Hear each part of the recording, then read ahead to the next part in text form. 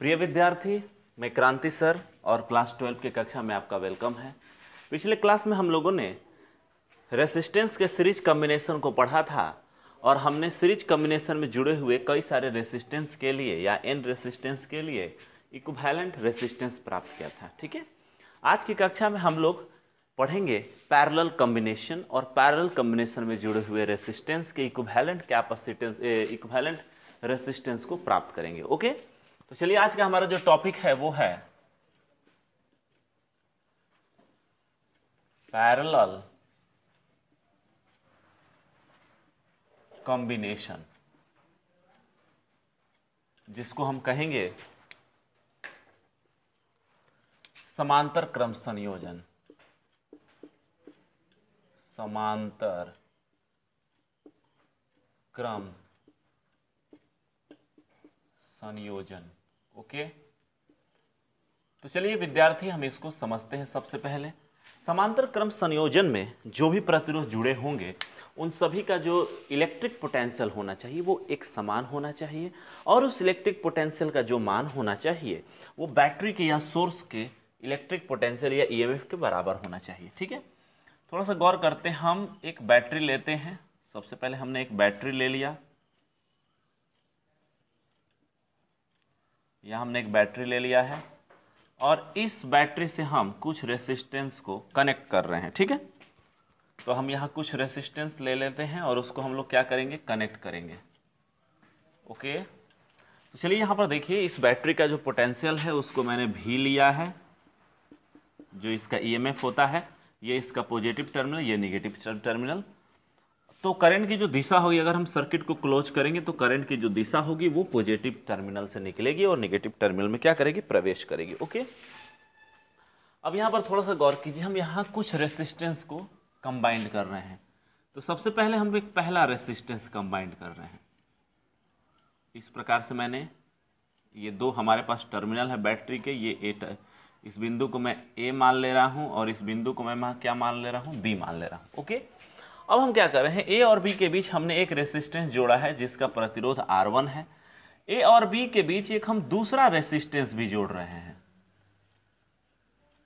Okay, और इसका जो प्रतिरोध है वो R2 है और इस प्रकार से हम एक और रेसिस्टेंस जोड़ रहे हैं जिसका जो प्रतिरोध है उसको हम लोग Rn मान लिए हैं। ठीक है, R1, R2, R3, इस प्रकार से हम कई सारे रेसिस्टेंस यहाँ जोड़ सकते हैं। ठीक है, अब देखिए इन रेसिस्टेंस में सबसे बड़ी, इन रेसिस्टेंस को जब हमने सर्किट से जोड़ा है तो इन रेसिस्टेंस में कौन सी ऐसी राशि है, इलेक्ट्रिक पोटेंशियल या करंट में से कौन सी ऐसी राशि है जो हर एक रेसिस्टेंस के लिए कॉमन है।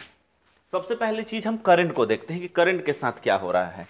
विद्यार्थी, अगर इसमें बैटरी से निकलने वाला करंट आई है तो यह करंट जब पॉइंट ए पर पहुंचता है तो उसको एक जंक्शन मिलता है और जंक्शन जब मिलता है तो आप जानते हैं कि जंक्शन पर करंट क्या हो जाते हैं, टूट जाते हैं और वो पोटेंशियल उसके बाद जो भी आपके पास रेसिस्टेंस होते हैं उसके अनुसार वो डिस्ट्रीब्यूट होते हैं। तो जैसे ही पॉइंट ए पर करंट आई पहुंचेगा उसको एक जंक्शन मिलेगा और जंक्शन पर वो करंट क्या हो जाएंगे, टूट जाएंगे और किरचॉफ के नियम के अनुसार आपको क्या प्राप्त होगा, आपको प्राप्त होगा एक करंट यहाँ I1 यदि है, ये करंट I2 है और ये करंट यदि IN है तो आप यहां पर देखेंगे कि किरचॉफ का यदि आप नियम लगा रहे हैं, किरचॉफ फर्स्ट ला या करंट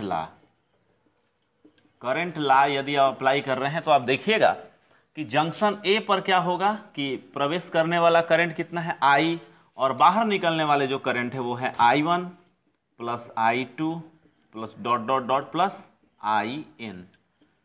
तो कंजर्वेशन ऑफ चार्ज से क्या हो जाएगा कि जंक्शन पर कुल आवेश संरक्षित रहेंगे, कुल करंट जो होंगे वो संरक्षित रहेंगे, जितना करंट प्रवेश करेगा उतना ही करंट बाहर निकलेगा। तो I बराबर क्या हो जाएगा, I1 plus I2 plus dot dot dot IN। ठीक है, बहुत अच्छा।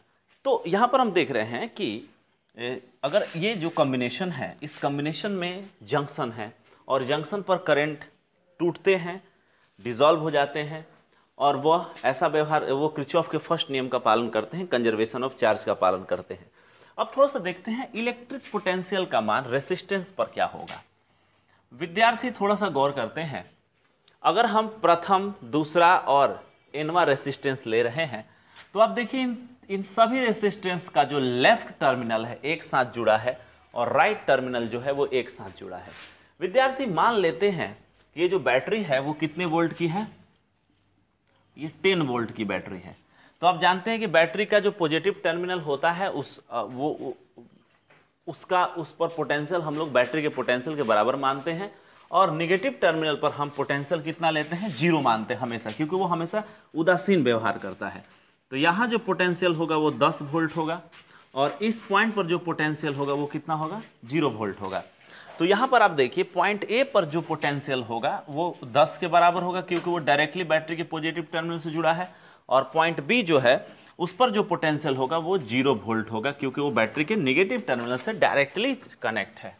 अब आप देखिए यदि आप R1 प्रतिरोध ले रहे हैं तो R1 प्रतिरोध A एवं B के बीच पे है। A का प्रतिरोध कितना है, 10 वोल्ट, A का वोल्ट है, A का जो विभव है इलेक्ट्रिक पोटेंशियल है 10 वोल्ट, और B का इलेक्ट्रिक पोटेंशियल कितना है, 0 वोल्ट है।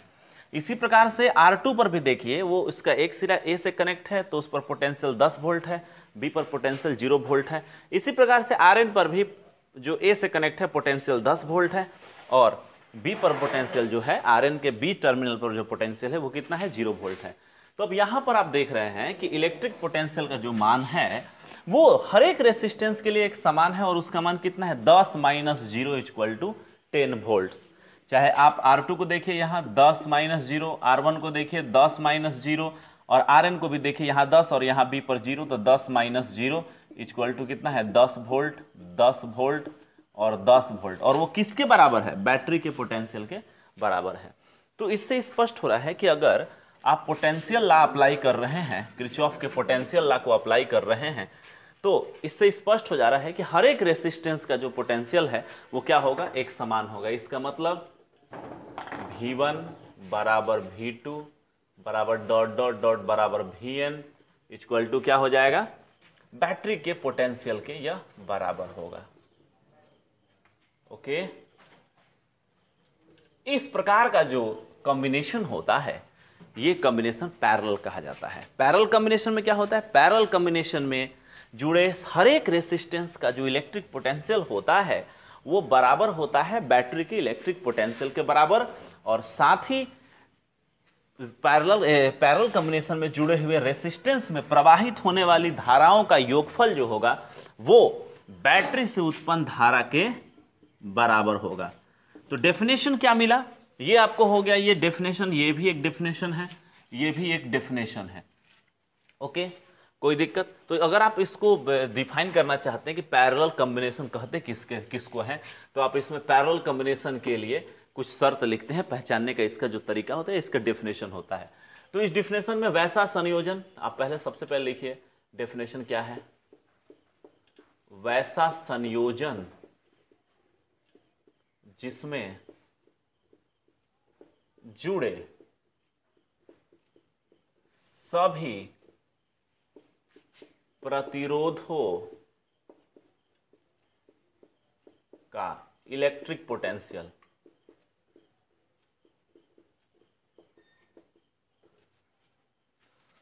सभी प्रतिरोधों के इलेक्ट्रिक पोटेंशियल एक समान हो,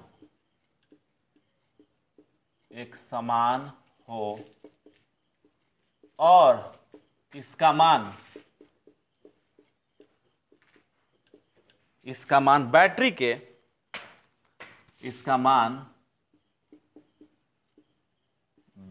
के इलेक्ट्रिक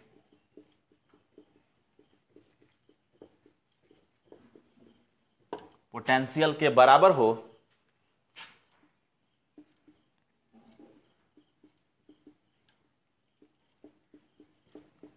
तो यह कॉम्बिनेशन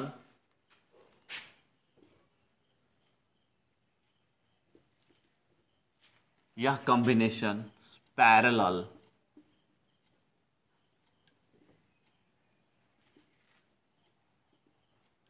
पैरेलल कॉम्बिनेशन कहलाता है। कोई दिक्कत? चलिए, बहुत अच्छा।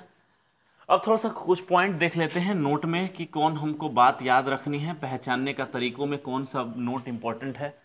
तो पहला ये तो डेफिनेशन हो गया। तो डेफिनेशन में आप इसको लिख सकते हैं कि V1 बराबर नोट में लिख सकते हैं V1 बराबर V2 dot dot dot Vn, ये बैटरी के पोटेंशियल के बराबर होगा।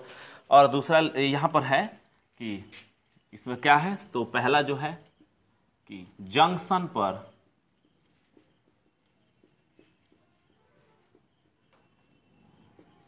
करंट, जंक्शन पर करंट का योगफल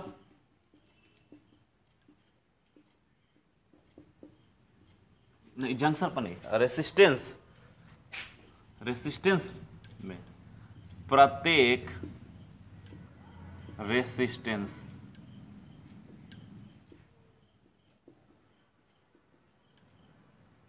में करंट, प्रत्येक रेसिस्टेंस के करंट का योगफल बैटरी से उत्पन्न करंट के बराबर होती है।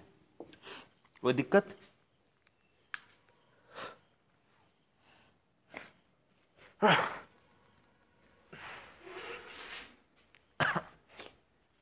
होती है, ठीक है, पहला हो गया। ठीक है, थोड़ा सा दूसरा देखते हैं कि इसमें क्या होना चाहिए।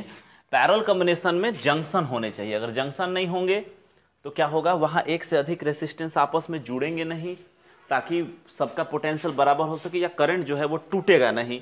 और करंट के ये किरचॉफ के नियम का पालन भी करना है ना, इसलिए क्या होना चाहिए, जंक्शन इस पर होना जरूरी है। ठीक है, ये सॉरी ये I2 होगा, ये I1 और ये IN होगा। तो पैरेलल कॉम्बिनेशन में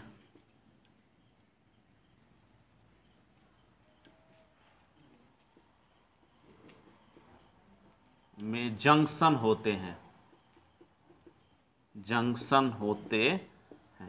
थोड़ा सा गौर करेंगे, यदि कॉम्प्लेक्स कॉम्बिनेशन है, बहुत सारे कॉम्बिनेशन होते हैं जो ना सीरीज में होते हैं ना वो कॉम्प्लेक्स होते हैं, उन पर किरचॉफ का नियम अप्लाई करके उसको हल किया जाता है, तो उनमें भी जंक्शन होंगे। लेकिन ये जंक्शन अगर हैं तो समझना है कि पैरेलल हो सकता है, और स्ट्रैटेजी लगाएंगे। अगर नहीं लगेगा तो फिर आगे का उसका तरीका है किरचॉफ के नियम को यूज करके। कोई दिक्कत? तो ये तरीके, ये परिभाषा हो गई और ये पहचानने का तरीका हो गया। जंक्शन है तो समझिए कि पैरेलल हो सकता है, और यदि जो करंट पैदा हो रहा है और वो डिवाइड हो जा रहा है अलग अलग रेसिस्टेंस में, और उसका मान बैटरी के करंट के बराबर है, तब तो वो किस में है, वो आपको होगा पैरेलल में। और पैरेलल का लिए सबसे इंपॉर्टेंट जो पॉइंट होनी चाहिए, ध्यान रखना है, वो सबका पोटेंशियल सेम हो और वो बैटरी के पोटेंशियल के बराबर हो। ठीक है, अब हम लोग आगे बढ़ रहे हैं और इसमें रेसिस्टेंस, इक्विवेलेंट रेसिस्टेंस का हम मान प्राप्त कर रहे हैं। ओके, तो मैं थोड़ा सा कैमरा को इधर घुमा देता हूं। ओके,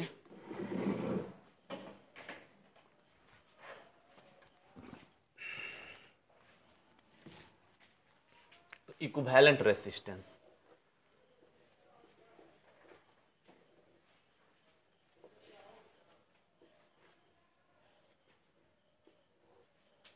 समतुल्य प्रतिरोध। ठीक है, चलिए बहुत अच्छा। सर्किट को एक बार फिर बना ले रहे हैं। मच्छर तो परेशान करके रखा हुआ है जी, कमल जी। समतुल्य प्रतिरोध निकालना है तो एक बार फिर हम सर्किट बना ले रहे हैं। ये हमारा रेसिस्टेंस हो गया, इसको 1 ले लेते हैं, वहां हमने 2 ले लिया था उसको, और इसको हम N ले रहे हैं। ठीक है, कनेक्ट कर दीजिए बैटरी से, पॉजिटिव नेगेटिव, ये प्लस ये भी हो गया। ये रेसिस्टेंस है आपको, इसको हम लोग लिख रहे हैं R1, ये R2, और ये हो गया RN। करंट हो गया यहाँ I1, यहाँ करंट I2, और यहाँ करंट कितना है, IN है, और बैटरी से करंट कितना आ रहा है, I आ रहा है। अब देखिए किरचॉफ करंट ला,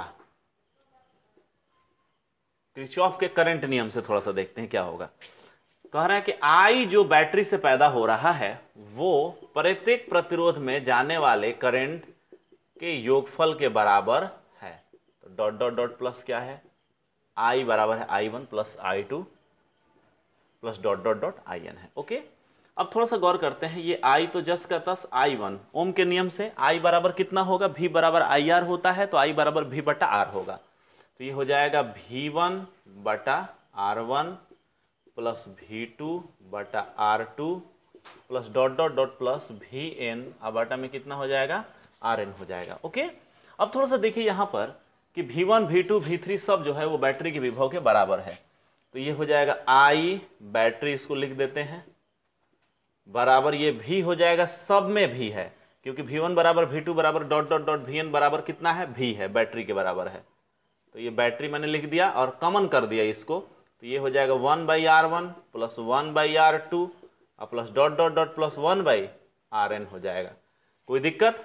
तो इसलिए I बैटरी यहीं पर, अब बटा में ये V बैटरी यहां लगा दीजिए, बराबर हो जाएगा 1/R1 plus 1/R2 plus dot dot dot plus 1/RN। Okay, I battery बटा V बैटरी क्या हो जाएगा, ये हो जाएगा आपको R इक्विवेलेंट, 1/R इक्विवेलेंट हो जाएगा, 1/R equivalent equal to 1/R1 plus 1/R2 plus dot dot dot plus 1/RN, और यही क्या हुआ, इक्विवेलेंट रेसिस्टेंस का मान है। ओके, तो थोड़ा सा कमल जी देखिए, तो दिख रहा है यहाँ नीचे नीचे वाले भाग में, यहाँ पर, ठीक है ठीक है ठीक है। तो अब थोड़ा सा देख लेते हैं इसको कैसे हम लिख देते हैं, इसको हम लिख सकते हैं 1/R इक्विवेलेंट बराबर summation 1/RI, where I equal to 1 से N प्रतिरोध तक, और ये आपका हो गया इक्विवेलेंट रेसिस्टेंस।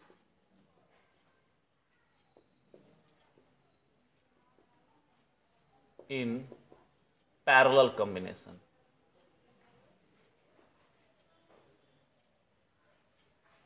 ओके, कोई दिक्कत? तो विद्यार्थी, उम्मीद है यहां तक आपको दिक्कत नहीं होगा, आपको समझ में आया होगा।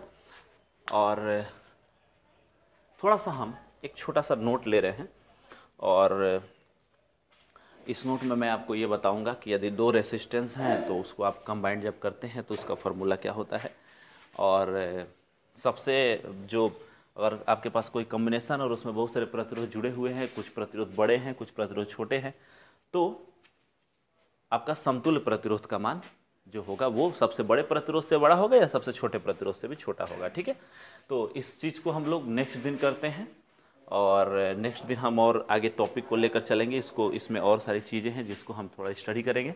तो आज की हम अपनी कक्षा को यहीं तक रख रहे हैं। आप सबसे पहले एक काम कीजिए, आप इसका स्क्रीनशॉट ले सकते हैं, लेकिन मैं PDF डाल ही दूंगा, लेकिन फिर भी आप इसका एक तरह से स्क्रीनशॉट ले लीजिए, जिससे क्या होगा कि आपको कोई दिक्कत नहीं आएंगे। ठीक है,